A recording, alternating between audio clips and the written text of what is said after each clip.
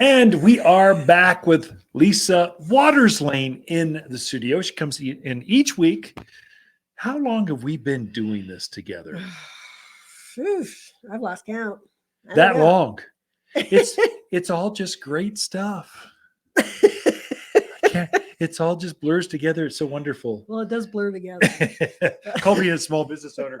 This week it was change out electrical breakers, unclog a toilet, help customers with trees, do a radio show, and make sure your year-end accounting is ready to go.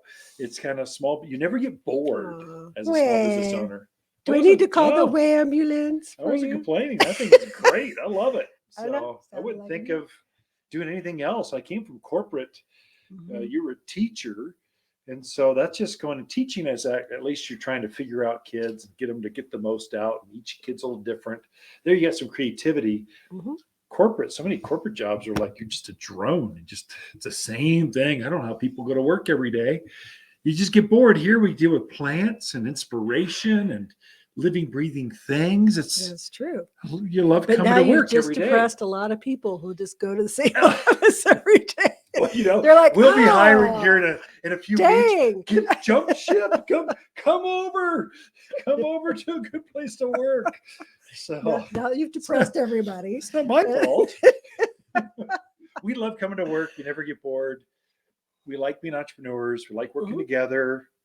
We just like family, friend. I mean, our customers are friends. They just know us. They're a community. Our kids went to soccer together and they played in the band and we go to church. We see each other at restaurants and grocery stores.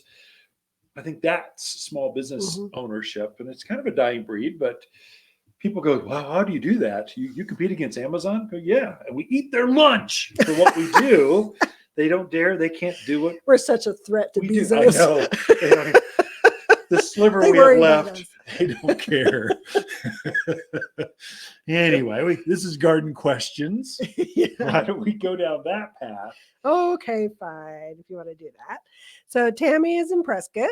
She has a question. She planted 2 apple trees this late fall.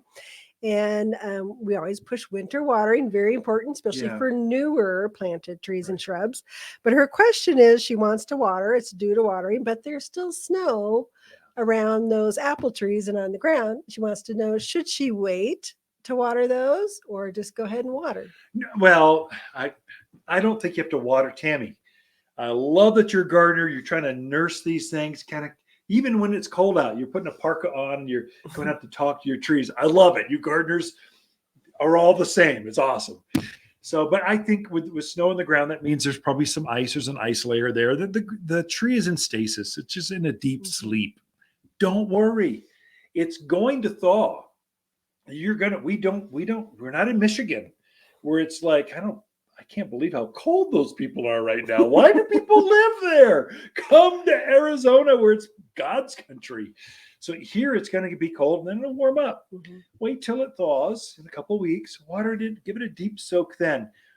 Now, that snow is not enough to water it, but it does actually keep it from drying out. So it's not deep soaking it, but it's not using a lot of moisture right now. It will, and you'll notice when the sap starts flowing, you'll notice the buds on the end will start swelling up. Those are flower buds for next, March and April, and so those will grow. And you can kind of tell, especially Tammy, she's a gardener. She'll be out there talking to her plants, going, "Oh, look, new flower buds." That's an indication. Oh, I probably ought to water then, but don't feel pressure. What we say is water the landscape a couple times a month, especially new plants. They've only been in for a year or so. Those need a good deep soak a couple times a month.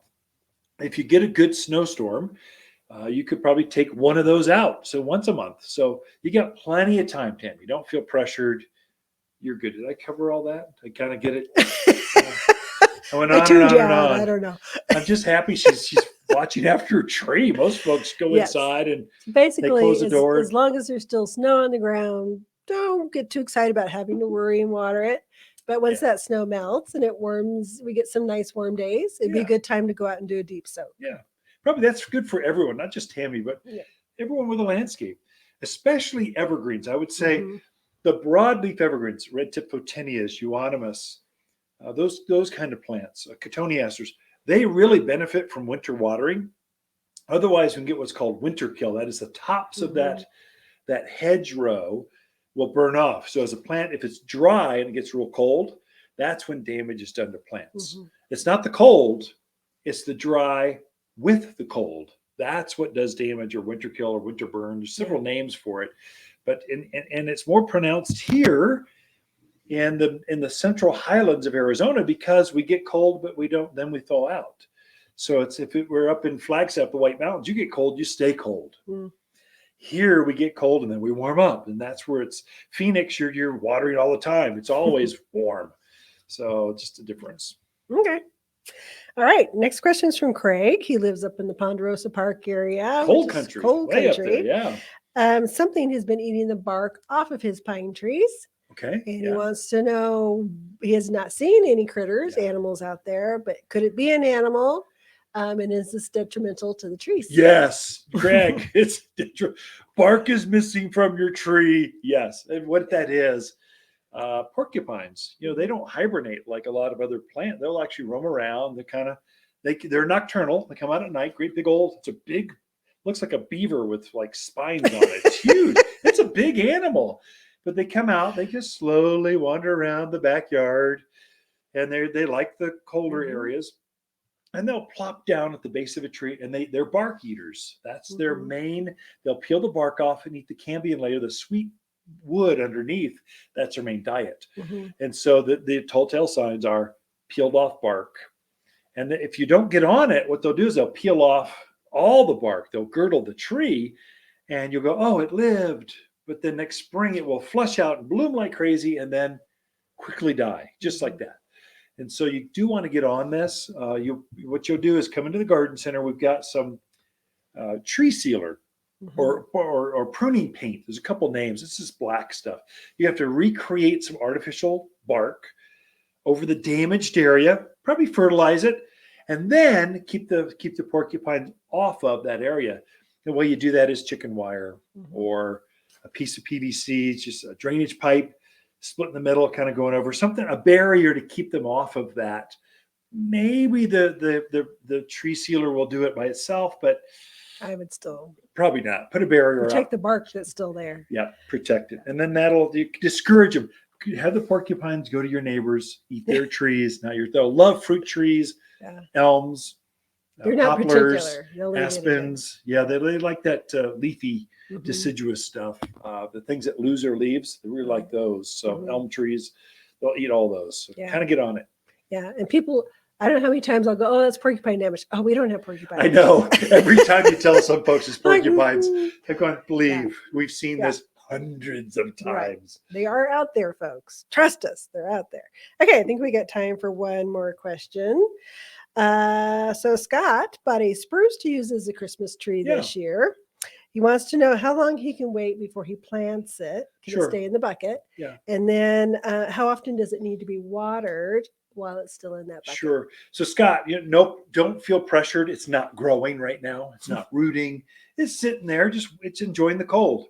It's kind of bring it outdoors. Don't store it inside. Bring it outdoors in a patio, covered patio, deck, someplace like that. And you have as much time as you need.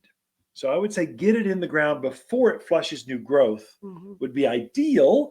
That is before like middle of March. It's going to start flushing new growth by the end of March. So that's when spruce and pine, they start waking up. So you got a couple months. Pick a nice day, get your hole ready, kind of get some mulch in there, kind of get it all ready for it, and then plant it at your leisure. Don't feel like you're under the gun with that. I would say you're going to need some mulch. Root and grow is probably going to help it because it got a little stressed coming indoors. For sure. You're bringing it back outdoors. It's got to get used to the cold again. That root and grow, it's a liquid transplant shock. It'll help it kind of get used to that new home. And how often should be watering it in the container? Oh yeah, probably once a week, once every 10 days, something like that is good. So there you go. That's a segment in the can. Have a Merry Christmas, everyone. Enjoy the weekend, the festivities of between now and the new year. Yep. Back after this.